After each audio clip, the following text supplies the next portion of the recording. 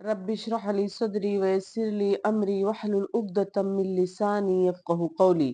ربي زدنی علما. ربی یسر ولا تعسر وتمم بالخیر. معزز ناظرین، السلام علیکم ورحمۃ اللہ وبرکاتہ. پچھلے سبق میں ہم نے خودکشی سے متعلق مسئلے کو پڑھا کہ خودکشی کرنے والے کا کیا انجام ہوگا. آگے پڑھتے ہیں. اعوذ باللہ من الشیطان الرجیم، بسم اللہ الرحمن الرحیم وبہ نستعین. اللہ سبحانہ وتعالیٰ فرماتے ہیں الرجال قوامون علی النساء بما فضل اللہ بعضهم علی بعض وبما انفقوا من اموالهم فالصالحات قانتات حافظات للغیب بما حفظ اللہ واللاتی تخافون نشوزهن فعظوهن واہجروهن فی المضاجع واضربوهن فإن أطعنكم فلا تبغوا علیہن سبیلا ان اللہ کان علیا کبیرا.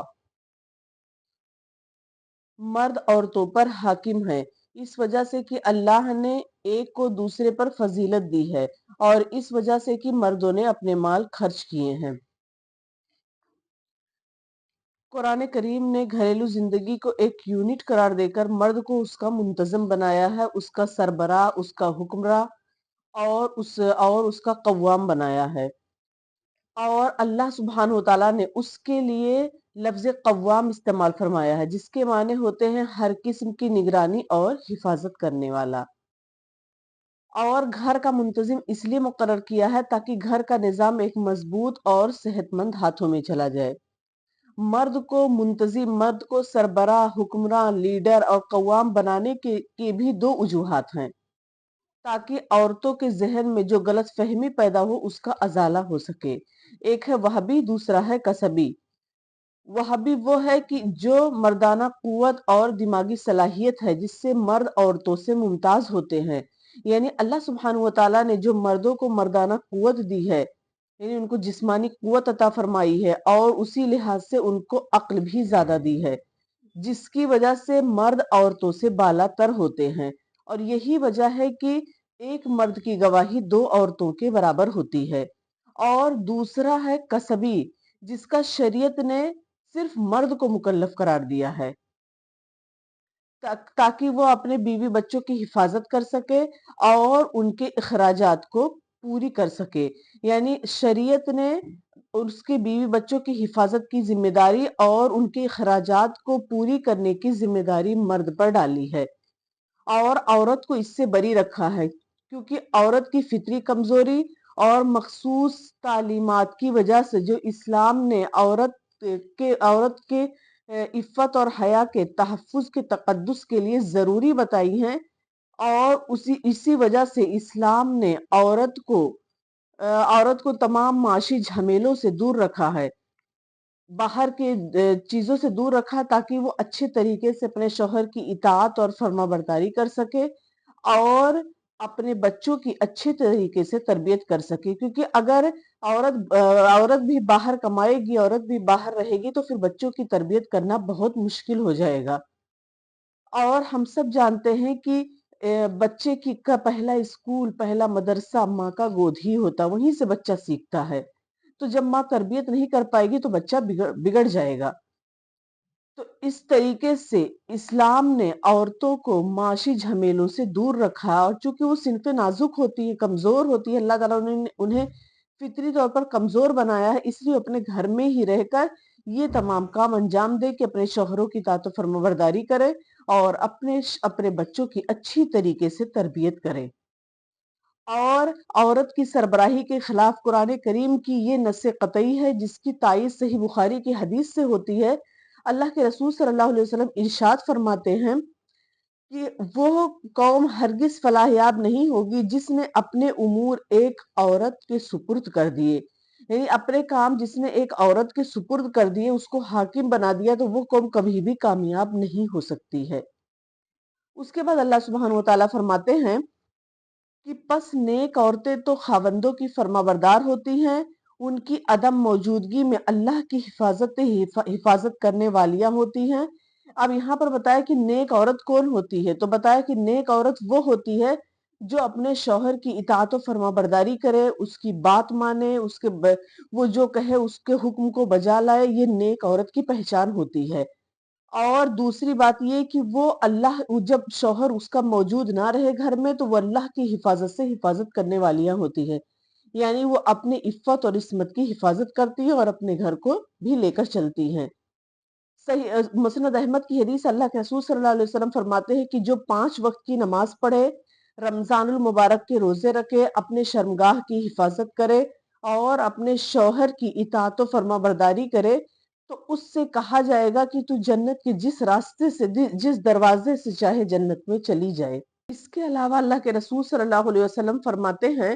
کہ بہتر عورت وہ ہے کہ جب اس کا خاوند اس کی طرف دیکھے تو وہ اسے خوش کر دے، جب وہ حکم دے تو اس کو بجا لائے، اور جب کہیں باہر جائے تو وہ اپنے نفس کو برائی سے محفوظ رکھے اور اپنے شوہر کے مال کی محافظت کرے۔ اس کے بعد آپ صلی اللہ علیہ وسلم نے یہی آیت تلاوت فرمائی، یعنی نیک اور فرما بردار عورت کی پہچان بتائی گئی ہے کہ نیک اور فرما بردار عورت کون ہوتی ہے؟ جو اپنے شوہر کی بات مانتی ہے، اپنے شوہر کی اطاعت کرتی ہے، فرما برداری کرتی ہے، اس تکلیف نہیں دیتی ہے، اور اس کے علاوہ جو ہے اس کی غیر موجودگی میں اپنے شوہر کی غیر موجودگی میں اپنے عفت اور عصمت کی حفاظت کرتی ہے۔ اس کے بعد اللہ سبحانہ و تعالیٰ فرماتے ہیں، پس جن عورتوں کی نافرمانی اور بددماغی کا تمہیں خوف ہو انہیں نصیحت کرو اور انہیں الگ بستروں پر چھوڑ دو اور انہیں مار کی سزا دو، اگر وہ تابعداری کرے تو ان پر کوئی راستہ تلاش مت کرو، بے شک اللہ بڑی بلندی اور بڑائی والا ہے۔ اب یہاں پر فرمایا گیا کہ ابھی تو فرمایا گیا تھا کہ فرما بردار عورت کون ہوتی ہے، اس کے بعد فرمایا گیا جو نافرمان عورتیں ہوتی ہیں، جو اپنے شوہروں کی بات نہیں مانتی، اطاعت و فرما برداری نہیں کرتی ہیں، تو ان کے متعلق فرمایا گیا ہے کہ پہلے ان کو نصیحت کی جائے، پہلے ان کو بتایا جائے کہ شوہر کیا ہوتا ہے، شوہر کے کیا حقوق ہوتے ہیں، اور شوہر کے ہم پر کیا حق ہے، یہ تمام چیزیں اس کو بتائی جائے، کیونکہ اللہ کے رسول صلی اللہ علیہ وسلم فرماتے ہیں کہ اگر اللہ کے علاوہ کسی اور کو سجدہ ہوتا تو میں عورت کو حکم دیتا کہ وہ اپنے شوہروں کو سجدہ کرے، یعنی اتنا بڑا مرتبہ شوہر کا ہوتا ہے تو وہ اس عورت کو بتایا جائے، اگر اس کو واضح نصیحت سمجھ میں نہیں آ رہی ہے تو پھر اس کے بستر الگ کر دیے جائے، اس کو اپنے بستر پہ نہ سلایا جائے، اس کو الگ بستر پہ سلایا جائے، اور یہ ایک جو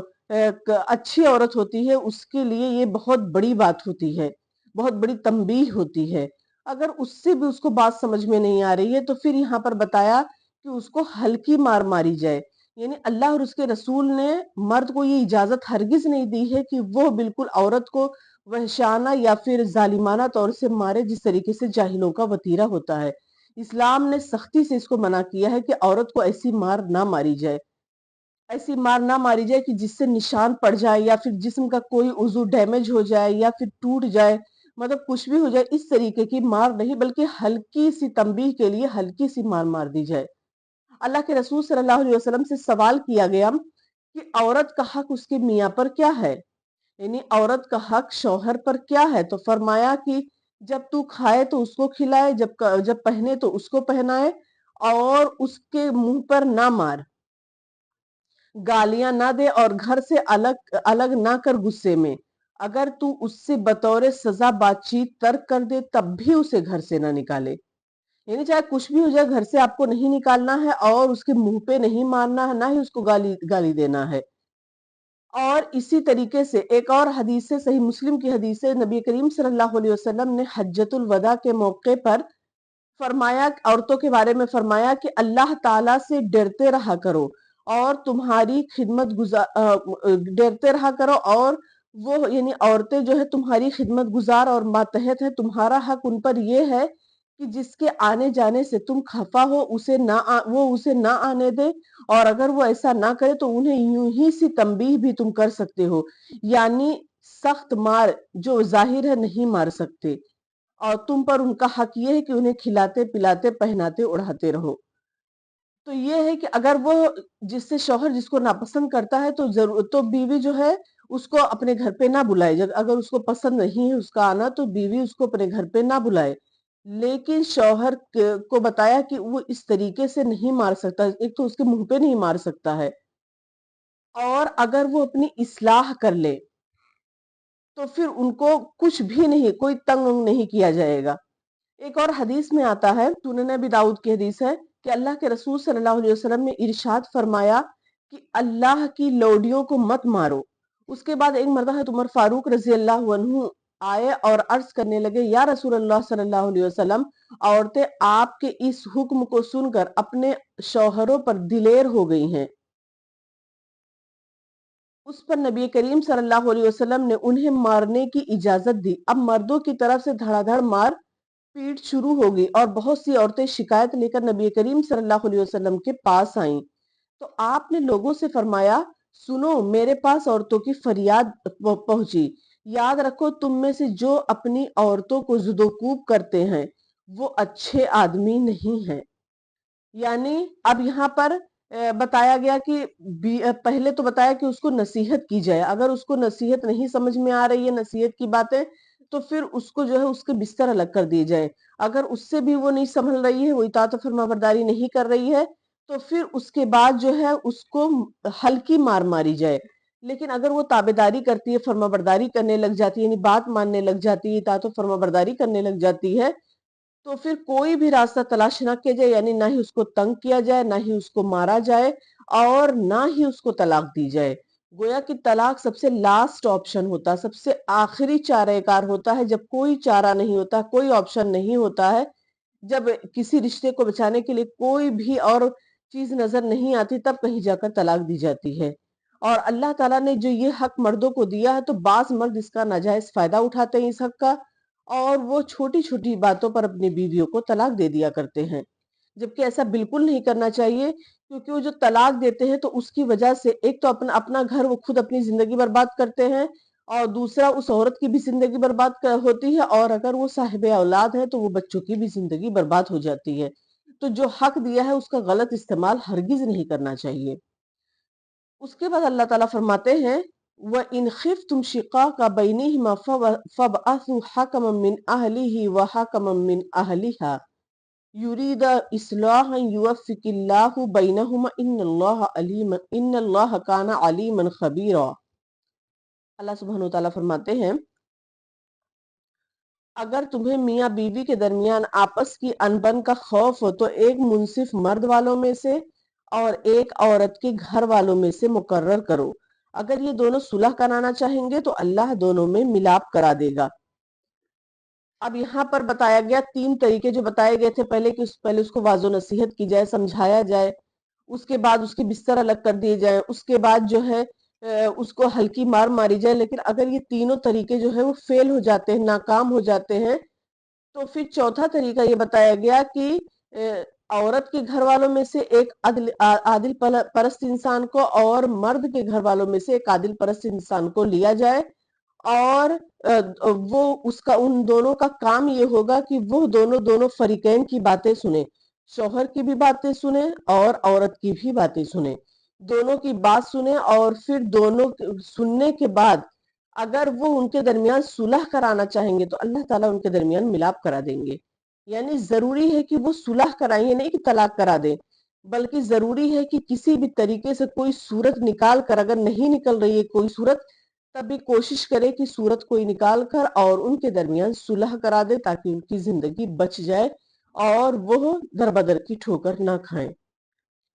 तो अल्लाह ताला फरमाते हैं कि अगर वो जो है सुलह, यानी वो मुनसिफ मिजाज मर्द और दोनों हजरात जो हैं, अगर वो उनके दरमियान सुलह कराना चाहेंगे तो अल्लाह सुब्हानहु व तआला जो है उनके दरमियान मिलाप करा देंगे, कोई ना कोई रास्ता जरूर निकाल देंगे जिसके जरिए से उनकी जो ये इज़्दवाजी जिंदगी है वो सुधर जाएगी। उसके बाद अल्लाह सुब्हानहु व तआला फरमाते हैं कि बेशक अल्लाह ताला पूरे इल्म वाला, पूरी खबर वाले, नहीं, अल्लाह ताला को हर एक चीज का इल्म है,